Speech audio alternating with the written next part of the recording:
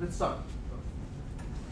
I'm not going to be able to finish today's session, so the sequencing will be for next session, and I'll continue with the enzymology after that. My goal is not to show you about molecular techniques. It's not research techniques only, but it's clinically related techniques. We're going to be talking about diagnostic tests related to what we're learning right now. So, we stopped last, is this on?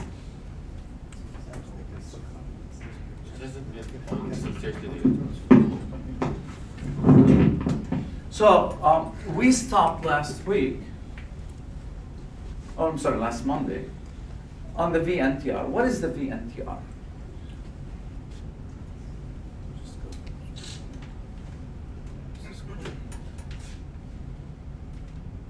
Now, this is the concept of fingerprinting, genetic fingerprinting. What do you mean by genetic fingerprinting? Forensic science. We go, we collect evidence. How do we know that this DNA belongs to a certain subject? We use VNTR or STR. Okay? But also for paternity testing, who's the father, who's the mother, we use VNTR. So it's really significantly related, and also for you, not only as hopefully as a future doctor, but we're talking about just to know, how is it done? Isn't that interesting? Let's see how it's done. What is VNTR? If I tell you each of you has a genetic code, numbers. You know the barcode? You have the same thing. Every person of you. How's that? VNTR, these are short repeats, variable number tandem repeats. In this case, for instance, 5, this is an example. 5 repeats, GATC, GATC, GATC, GATC, GATC, 5 repeats. Here, 2 repeats. Guess what? I know this repeat, GATC, is present at multiple chromosomes. We know that. Why? We sequence the human genome. We know in chromosome, let's say 5, at certain locus, certain site, we have repeats. But guess what? You could have 5, you could have 4, you could have 3, you could have 2. Everyone could have a different number of repeats. So if I use the same repeat, which I know is present in multiple chromosomes, and measure it, for instance, we have, let's say, this repeat is present at 5 sites on your DNA. So site 1, you're going to be 5, for instance. Site 2, you're going to be 1. Site 3, you're going to be 2. Site 4, you're going to be 3. Site 5 could be 5, whatever. You see what I'm saying? But also, not only this, we know there are so many repeats, sequences, that we have in our genome. So everyone has multiple VNTRs, multiple different repeats. Doesn't have to be GATC. Could be GC repeat. Could be 20. Could be 25 repeats. So if I use some of these repeats at different sites of your genome, so I say first VNTR, GATC, you got 5 repeats. Second one, GC, out of 25, you get 24. Third one, you get 3. Fourth one, so I could use multiple of these VNTRs and give you a barcode. So every person would have his own barcode. Does it make sense? That's the whole concept of fingerprinting, genetic fingerprinting, which is we have multiple VNTRs which we know where they're located, at which site. And I can give each person a number based on the repeats of the VNTR. So VNTR, GTC, everyone would have a number. If I see VNTR, CTGA, whatever it is, you have a number of repeats. So the thing is, internationally, each country would follow a different system. And now they're trying to unify the system so that they use the same VNTRs. So that if someone commits a crime in a country, we can cross-check it to see if he did in other countries as well. That's how we do it. What about paternity testing? Can we do that in paternity testing? How? I can check if the child has 50% compatible Match match. VNTRs. Yes. Why? Because it's going to get two alleles. So he could easily check to see which one he has, either mother or father. But we're going to simplify that as well. Okay? Do you get the concept of fingerprinting? So each one of us have a barcode that is your whole mark. Yes. What's special sense for VNTR that exists just VNTR?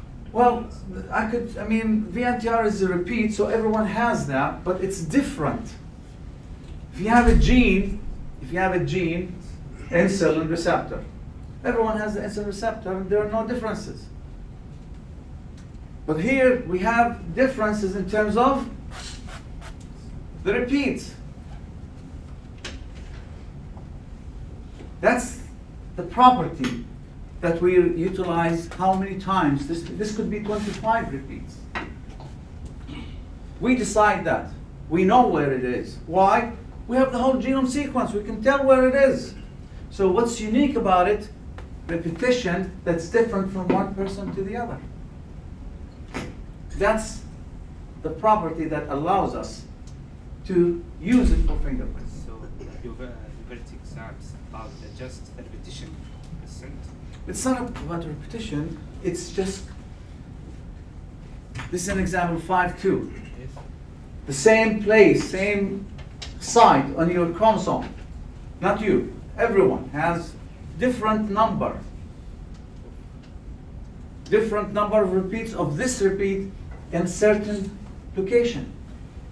You see what I'm saying? That's what makes it unique. What if they get mutated? Well, you can tell the sequence that there's polymorphism get mutated, but we can tell. Because we know we can get, for instance, up to 25 repeats on that site. One mutated, we know it's mutated. So if you get 5 repeats, for instance, on the gel, southern blot, or PCR, in this case, what do you mean by PCR? I could easily design a PCR primers here, one here, and this will give me a fragment size. That's how we could tell. So your PCR band will show larger than when it's lower repeats. And that's what we usually do. We use PCR primers. So the PCR primers amplify these VNTRs. And we run it and we could tell how many repeats we have. The smaller repeats will migrate lower. So I could do 26 primers. Why 26 primers, for instance? That will give me 13 VNTRs. 13. Why? Because we need 2 primers, forward, reverse, for each VNTR. So we amplify 13 sites VNTRs, and we run it, and based on that we can tell what's the band. I'm going to show you a longer one in a minute. Do you understand the concept? Right now we're doing my PCR. I take the DNA. Why PCR? Because for the crime scene, they have barely small amount of cells that we could do the DNA exam. I cannot do southern blots. Southern blots, time consuming, costly, but we used to do it. And also requires a lot of DNA to run on the gel. So amplification will be. So we amplify it, even from one cell I can tell. When they say we found a hair, do you think the hair, all of it, you could use for DNA? The root. The root, the bottom, you'll find small cells there. So this is what I'm saying. So you amplify to get more DNA, but you amplify the regions at certain VNTRs we know they are, and we run it and we can tell. I'll show you the bands in a minute. So for DNA fingerprinting, so let's say I'm using one VNTR, which is this one. And as I said, this could go up to 22, 25 repeat. So if I amplify by PCR primers, multiple sites, VNTR for this one that I just showed you. Then, depending on what? The number, and you run it, you get a gel like, you get a band like this. Why different sizes? Because in this case, 1, 2, 3, 4, 5, 6, 6 sides of that VNTR have been amplified. So one will show 2, one will show 3, one will show 5, one will show 10, one will show 25, one will show different sizes. You run it, you got a band. You match it with the suspect, you can see this matches this one. How do you know that that site is going to be like similar to the crime scene? Like, is We it- have to get sample from the patients, from the subjects or suspects.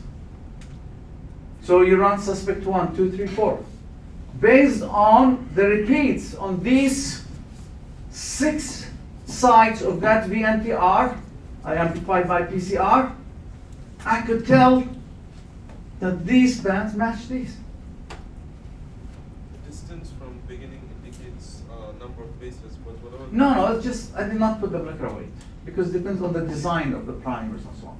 But all what it is, the size is going to be different based on the number of repeats on that site.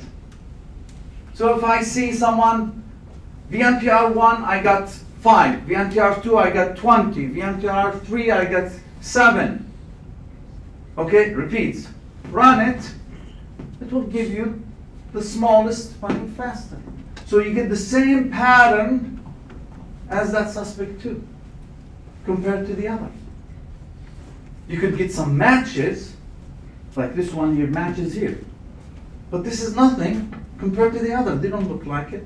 This could be matched, which means same number of repeat on this side. Same number of repeats on this side. This side, but it's different. You see what I'm saying? That's how we do fingerprinting. So each person, but this is based on, I have the samples from the subjects, the DNA. This is why didn't we do it in such a way that we can store that fingerprint, that code for each person, so every time we use it. This is what they're trying to do right now. They're trying to unify all the VNTRs used for fingerprinting so that everyone would have the access to it. Doctor, if they don't know any suspect, don't they match it with the map? No, this is why they say we don't have a DNA, we need to get a DNA to match. Why? Because, as I said, they don't have that database right now. They have that database, if someone is in the prison, then they would take it. They have all the crime scene, they don't have any suspect. You don't have, then nothing you can do, unless you match it with the database that you have, Yeah. but you have to use the same VNTRs, same method. So each country started to unify this. And they look to see if this would be flagged from their database for the people who they fingerprinted, DNA fingerprinted. Does it make sense? But it's not, actually, in the US, if a woman, for instance, I don't know about the other countries, accuses someone that the child she's having is, or she had, this is the father of that child. You know that the father can say, I'm not going to give the DNA sample? He has the right to do that. You can, even for someone, they say, oh, you're accused of committing a crime. We need a DNA sample. No, I'm not giving you. How do you get that? That's your business. Because no one, self-incrimination, okay, basically, in US, self-incrimination is protected in terms of you don't want to incriminate yourself by giving the DNA sample. You have the right. That's why you see people, oh, there are fingerprints on the cup. Let's take that cup and look at it. And so on. Do you see what I'm saying? So there's protection for people for self-incrimination. So this is why still it's not happening unless you get DNA sample, or that person already in the system because he committed a crime and they have their DNA. But So why- they get a match. so- What? That's the law I'm not going to get into. Registration, I'm not going to get into it. Do you see how they do it? So now they're trying to unify it. So if someone commits a crime in a country, they might have access to other databases to see if it matches if he did it in other countries. So DNA fingerprinting, that's the scope, but we used to do it with labeled nucleic acid probe. We don't do it anymore. Why labeled? Because we use a probe that has the sequence, repeat sequence. It will show it to us. Do you see what I'm saying? That's the old method. This is what you see, what you're looking at. We didn't do that. Now we do it by PCR. Easier, faster, gives us more DNA. So this is the old way. So when I say labeled nucleic acid probe, that's the old technology. Now it's by PCR. For DNA fingerprinting, for paternity testing, we do blood sample, extract the DNA. We digest it with restriction enzymes, run the agar-O's, blot it, then probe it with a probe that has certain sequence set for that repeat. Question, but you said it could be 5, could be 10, it could be 20 repeat. What's the probe sequence? We usually go for the largest probe available. Why? Because it's going to bind to the 5, it's going to have a complementary bind to it. It's going to bind to the 10, 20, it's the same. But that's the old technology because southern blot, as I said, requires large amount of DNA and also time consuming. So now we do it by PCR. That's why technology is evolving. And now we have paternity testing. How's that? Let's take an example. This is the father. This is molecular weight. Father, mother, and a child. Of course, here it's only 2 bands. Usually have multiple bands. So, is this a child, not based on these bands only? Are these his parents? Yes. Yes. Why? Because he has shared number. So we get around 50% shared bands between the mother and the child, first, and the father and the child. So this is the father, this is the mother. That's how we figure it out. Does it make sense? That's how we do paternity testing. But can you, I don't understand, why is like the middle so empty? Is what? Why is it so empty? No, this is just to simplify explanation, the band matching. But usually, you get multiple bands, and we look into, oh, the mother shared this one, shared this one, shared this one, shared this one, this one. The father shared this one, around 50%, 40, 60, depending on which allele you got. So we go with it. Does it make sense? Okay, let's go for polymerase chain reaction. PCR. You're going to be doing it this semester. And the whole idea of PCR is that we rely on a DNA polymerase, which you studied for replication. We rely on thermostable DNA polymerase, which means regular one that we have in our bodies, denature once they go above than 40, 42 degrees centigrade. So, what they did, they went to the Yellowstone National Park and they found bacteria that can multiply at very high temperatures. So they said, let's use their DNA polymerase. Why? Because they can replicate at high temperatures. So it is thermostable DNA, and they called it Taq polymerase. So Taq polymerase is a thermostable DNA polymerase. The Kary Mullis, Nobel Prize winner, that guy, after discovering the PCR, he retired. He became multi-billionaire. Why? Because every time we used to run PCR, patent is expired. Every time we used to run PCR, we pay money. That's how it is. And he utilized a simple, very simple technique coming from 3 facts. And once you look at them, you say, why didn't I think about it? It's that simple, that easy.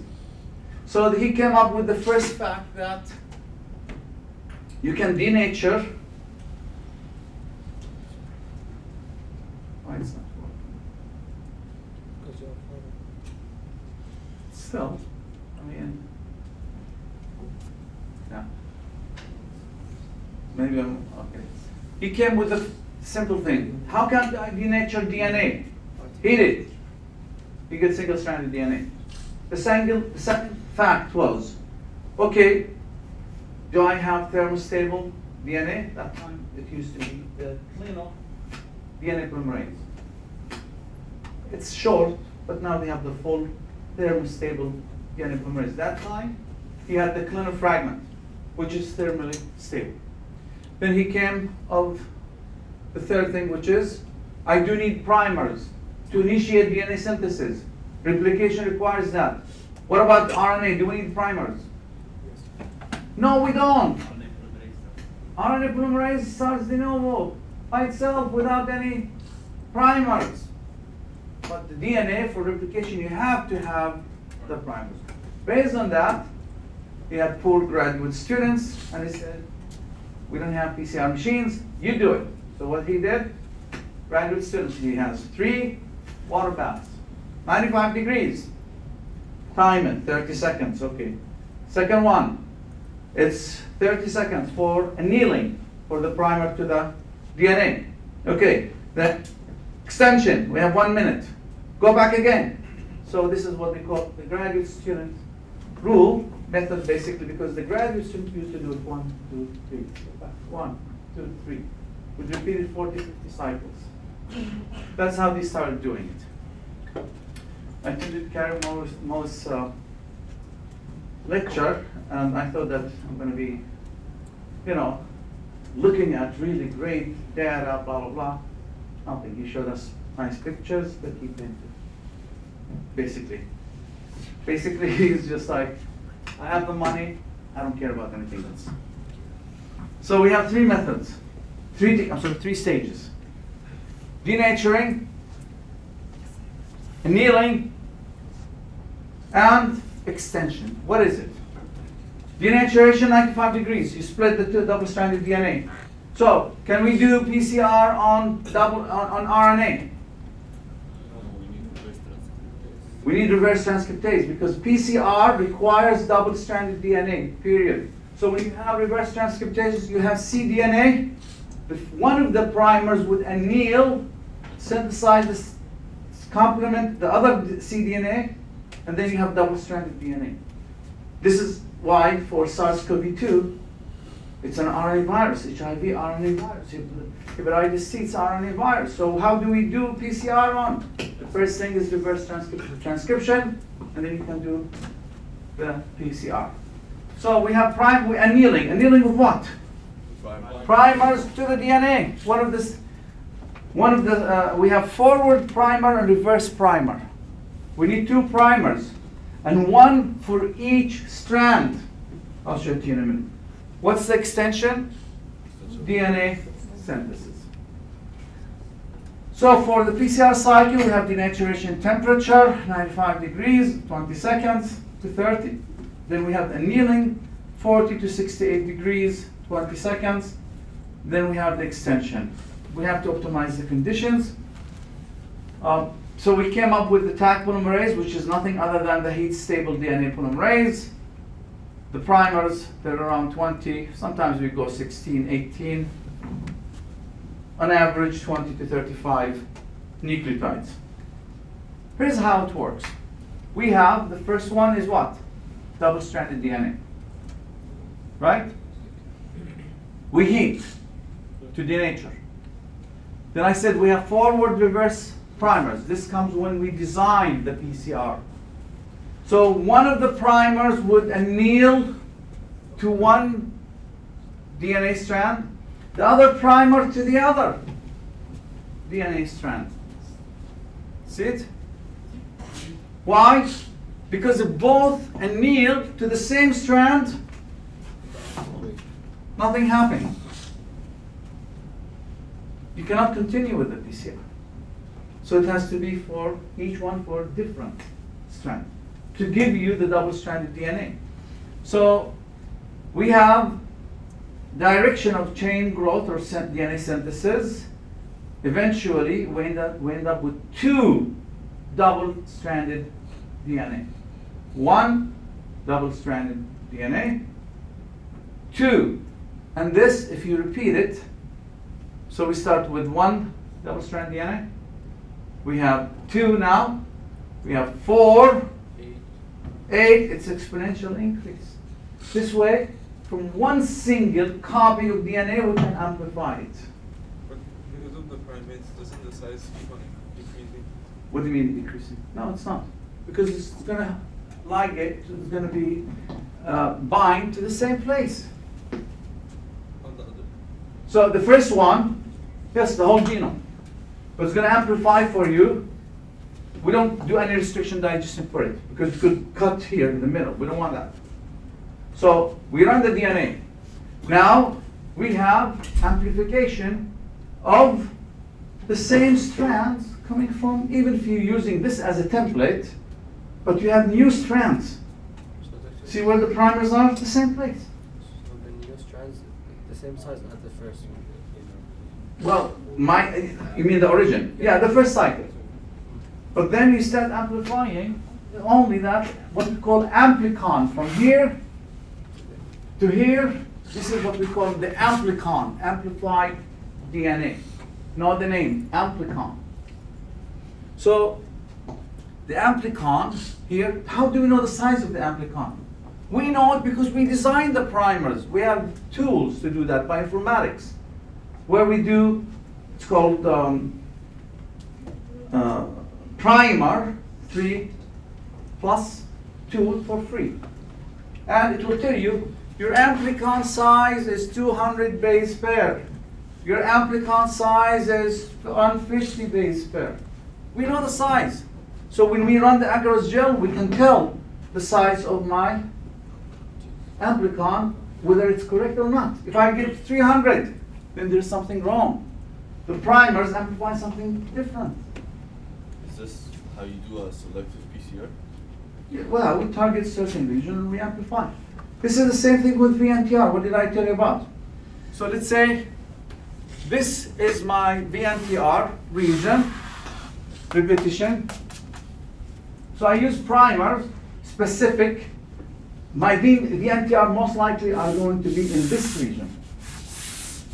Why? Because I know the sequences that are flanking this region. So this is not VNTR sequence. This is not VNTR sequence here. Only in the middle. So that when you do the PCR, if this could be 50 repeats, could be, 20 repeats, could be 10 repeats, the size is going to be different. That's how we do the VNTRs right now. We do it by PCR. Okay, so the first thing, any student who's doing research with me, say we're going to be running PCR, start optimizing your temperature. Because the temperature affects a lot of things. Here, just to show you, usually the heating temperature is stable. Denaturate extension, we could play with it slightly, but the annealing is very crucial. Why do you think, are you going to be doing, anyone did the PCR yet? Yeah, we did it. You did on ice, right? Yeah. Did they give you ice to run the PCR? Usually the PCR we run it on ice. Yeah, why on ice? Yeah, it's not immigration. It's not ice. Why did you put it on ice?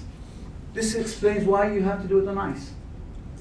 Which is, notice here, 60 for annealing, 55, 50. We're dropping the annealing temperature. We have polymorphism. So it could be that that amplicon has one or two mismatches.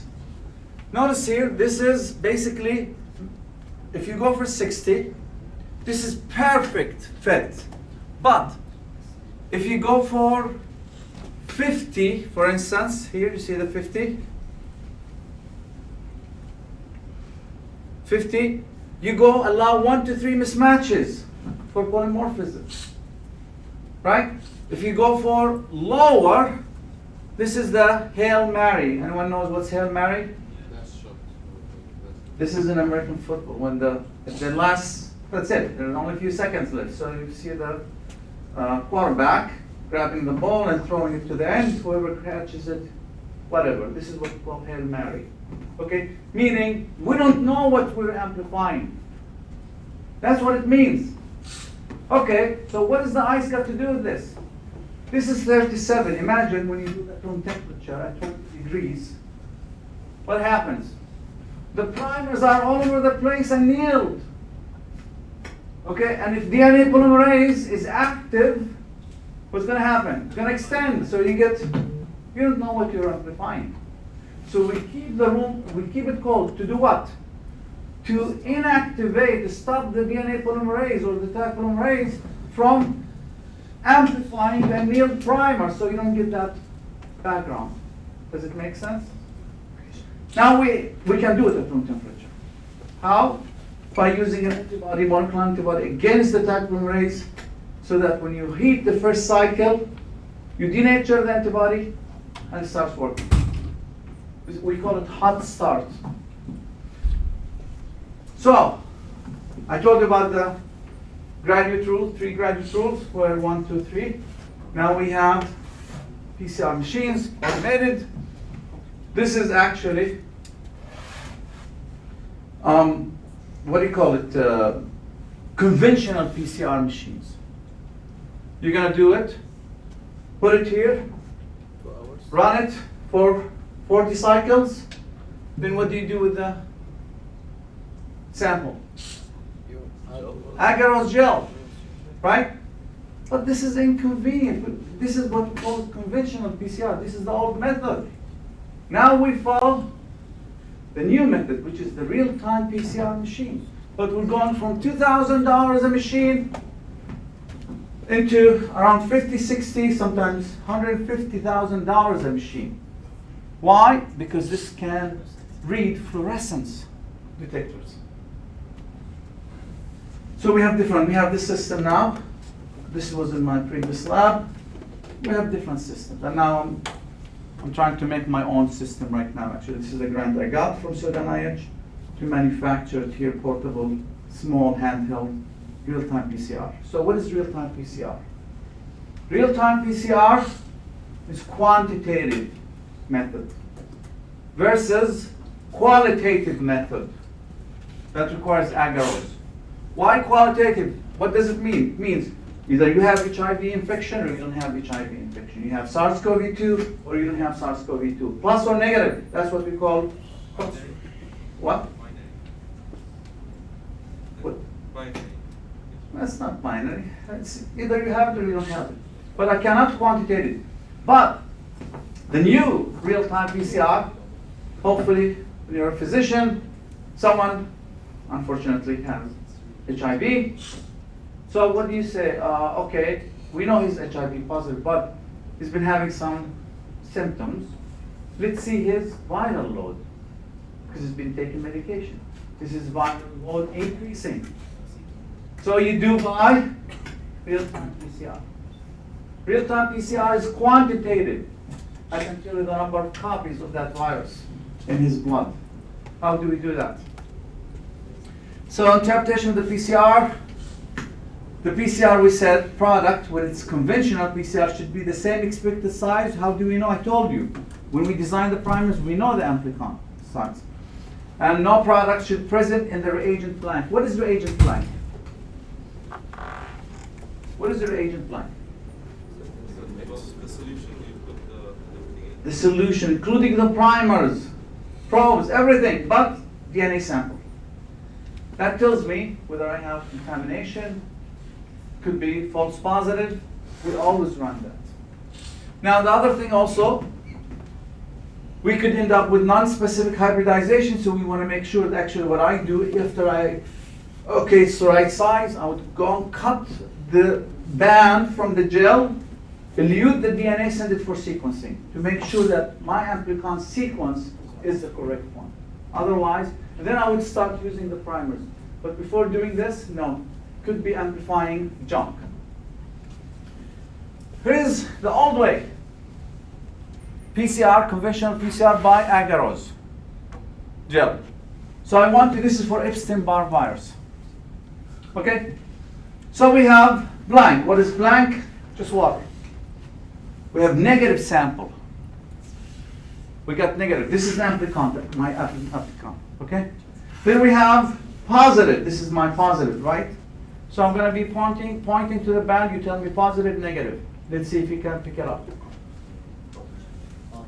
Positive. Specimen 1 in duplicate. Wrong. It's nothing. It's nothing. But how do you know that your sample is Not positive. done? It's invalid. How do I know it's invalid? Because I look into control. What is the control? Beta-actin. It's a gene.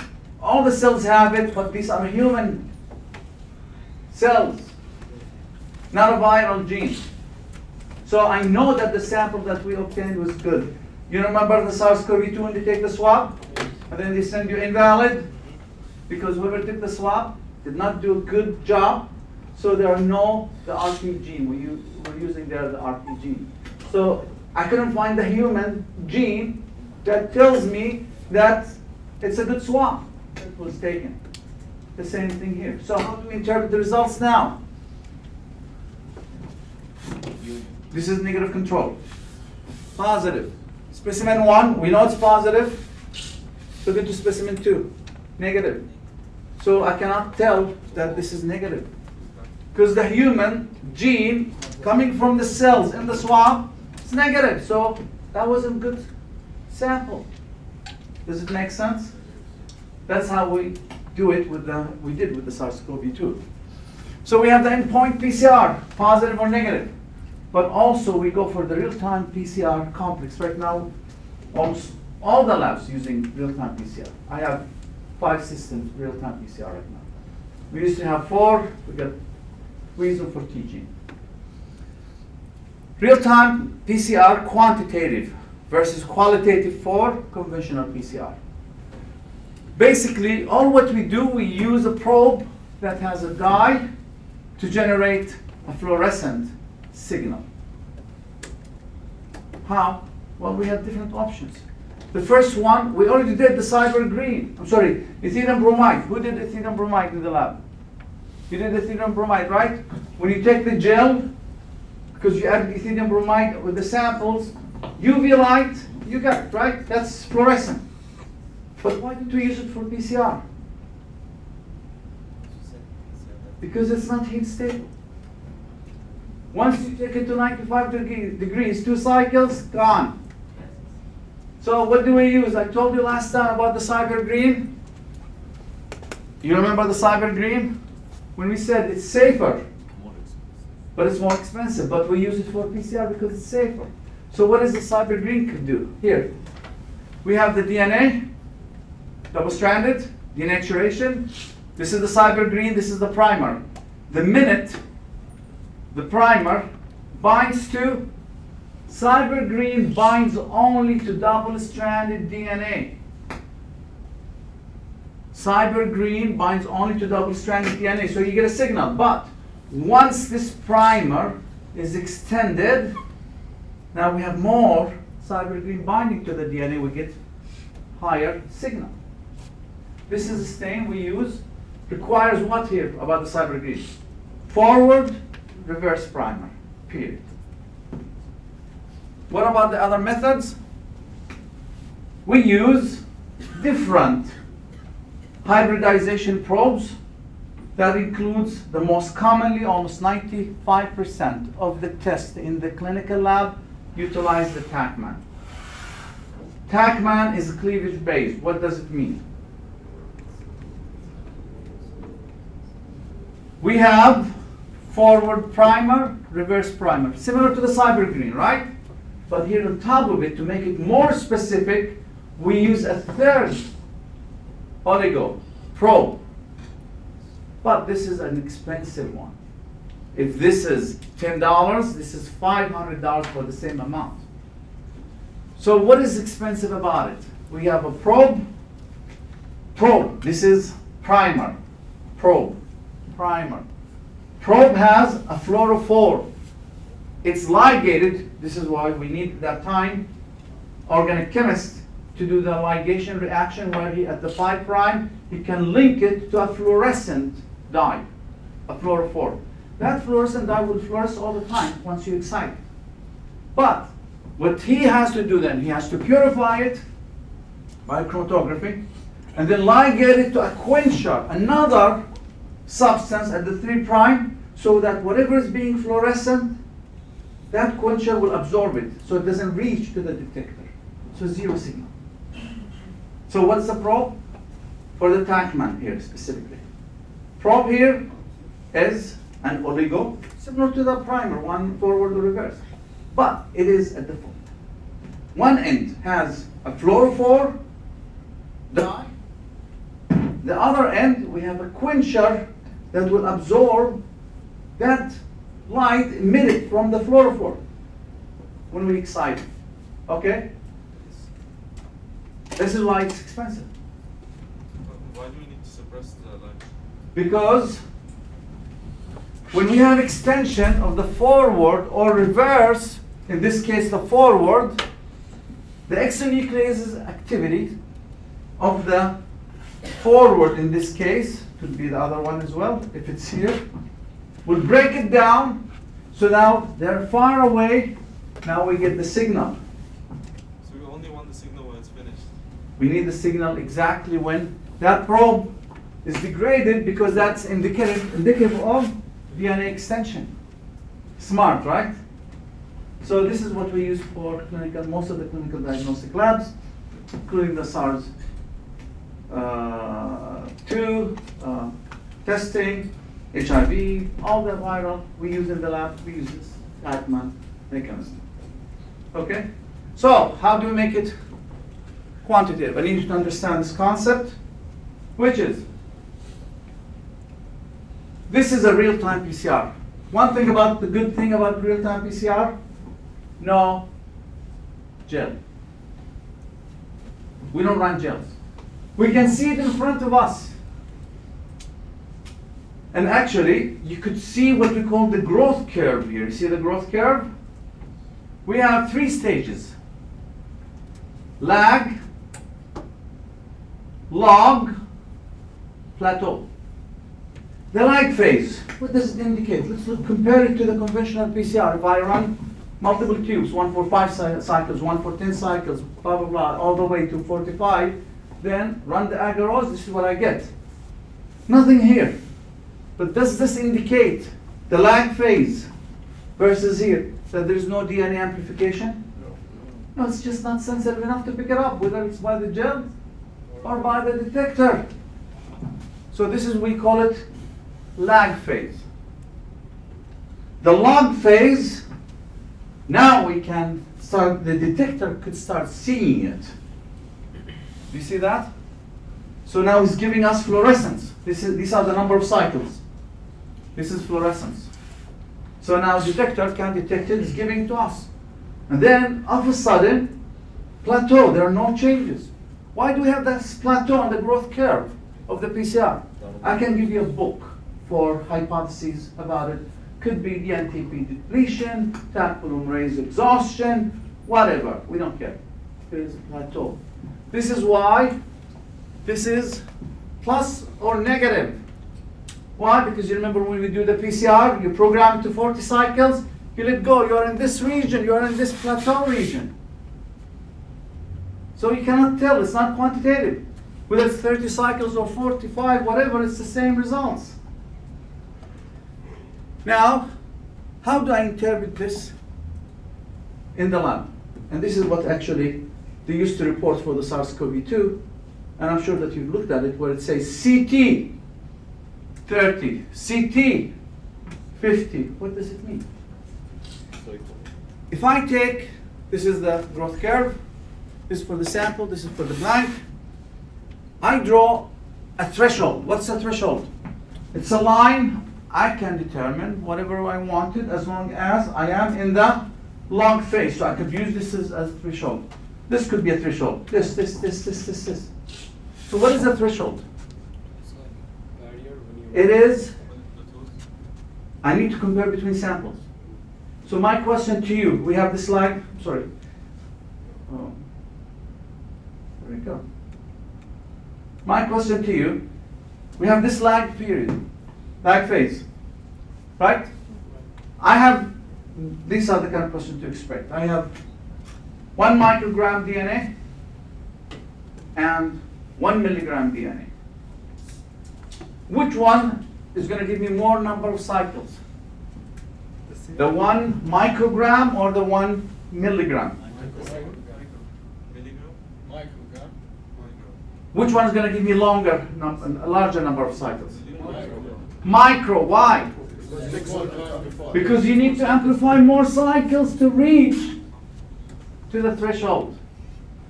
So the whole idea here is that the CT is the number of cycles needed to cross the threshold. I can determine it as long as I'm in this region.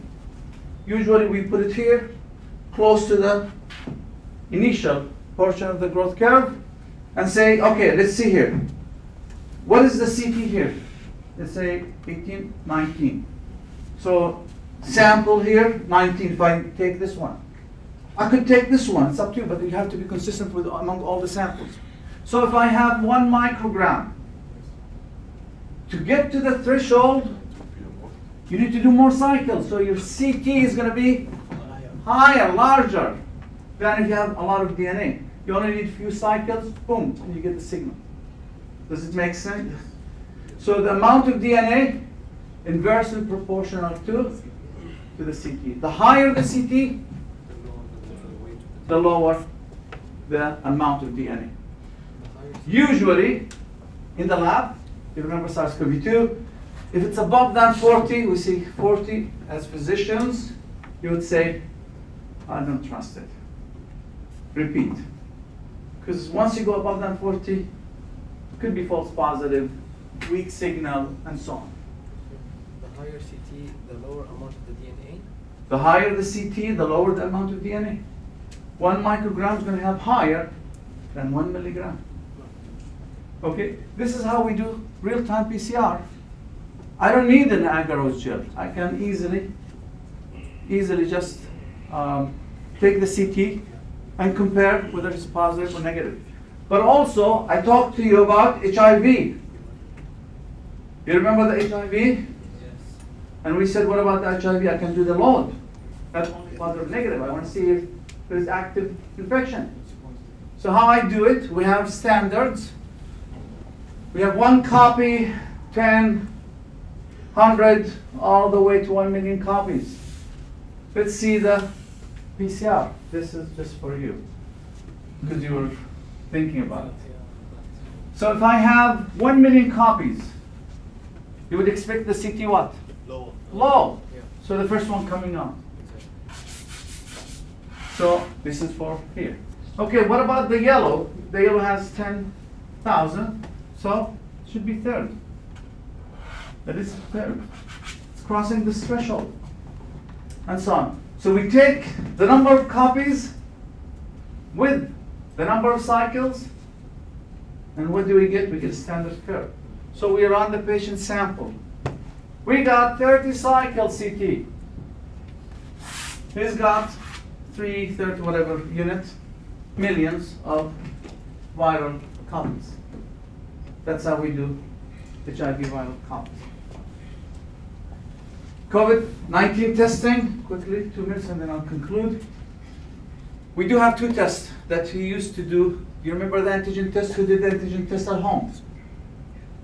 You did at home, right? Yes, they used to give each family bi-weekly 3 tests for free. But that's antigen test. What's the sensitivity of that test? Low. 80%. So what is sensitivity? Anyone knows what sensitivity? So know it from now on for the rest of your life. Sensitivity is the percentage of people who have the disease and test positive. Okay? No. I'll do numbers. Percentage of people who have the disease and test positive. Specificity, percentage of people who don't have the disease and test negative. Let's apply it in numbers. I have a test that is 90% sensitive. So 10% specific. So percentage of people, let's say I have 100 people. And I got 90 people who have the disease. And 90% of these people, 90 people tested positive. That's 100% sensitivity. Percentage of people who have the disease and test positive.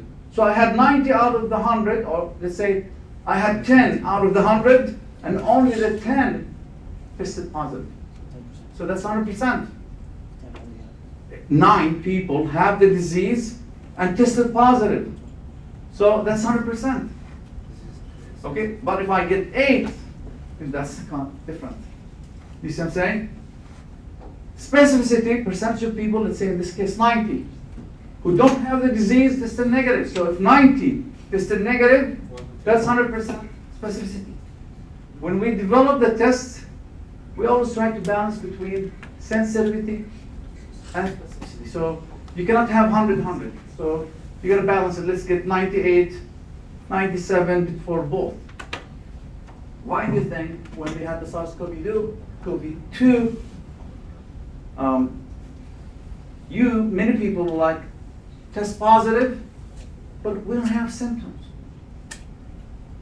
right? Have you wondered why? It has to be low specificity. No, what they did, they tweaked the test so that you have high sensitivity, but this could result in false positive. Why? Because if we get one person to skip the testing, then he's going to go and spread the disease again. So what do? We increase the sensitivity high up to a point that gives false positive. Why? Because we don't want anyone to skip being identified. Even if he's got false positive, fine, you stay at home for some time, but what if you have it and we missed it? You go and spread it. Does it make sense? That's why we have that false positive. Sensitivity and specificity are inversely proportional. Well, no, it's different. I gave you definition, but we try to get them as much as possible, as high as possible. So we have the PCR. Look into here.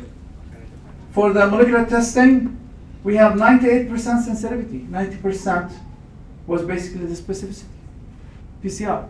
Whereas here, 80% sensitivity. That's why people, you remember, we say, no, we need the PCR. Because one person escapes into the plane when they were asking for the test, could just basically infect everyone. So we need the PCR. This is how we used to do it. RNA extraction, transfer to plate, and then we can get the sequence right there. Right now, for PCR, believe it or not, we can do pre-implantation genetic diagnosis. Some people have one of their kids, or they have genetic disease, and they want to make sure that they don't want their kids to have. How they do it? They do IVF, in vitro fertilization. So let it generate few cells, fertilized cells, 8 to 16, and then you take 1 or 2 cells from the fertilized egg, test it to see if that mutation is there, if that, right now actually they do it for male or female. Male or female. I have my friend just 3 weeks ago, he went to Jordan to do the test there. It's cheaper, so he had to do the IVF because he has 3 daughters and he wants a boy. So they can do it easily by the IVF. CFTR by PCR. Delta F 508, missing how many nucleotides? 3, right? So if I do PCR, you'll see that normal compared to the mutant will be larger than the other. size-wise. This is 63, this is 60 base pair. So I know that it's missing the delta F508. How do I know that? Because my PCR primers were designed flanking that region. I'm gonna stop here. We'll talk about it next week.